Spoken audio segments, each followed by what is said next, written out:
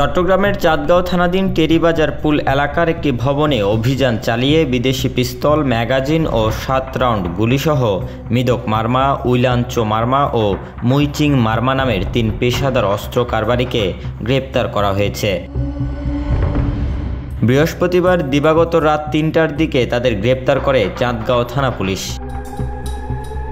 Police সূত্র জানায়, টেকবাজার এলাকার একটি ভবনে বিদেশি অস্ত্রসহ কয়েকজন পেশাদার অস্ত্র কারবারি অবস্থানের ব্যাপারে জানতে পেরে টেকবাজার পুল এলাকার শাহেদ বিল্ডিংয়ের 4র্থ তলার 4 নং কক্ষের ভিতরে অভিযান পরিচালনা করে।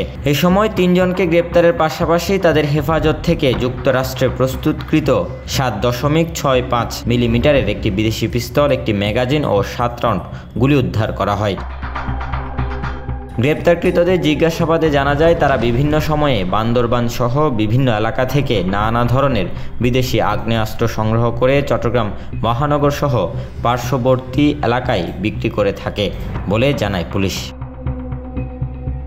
Desk report, news now 24।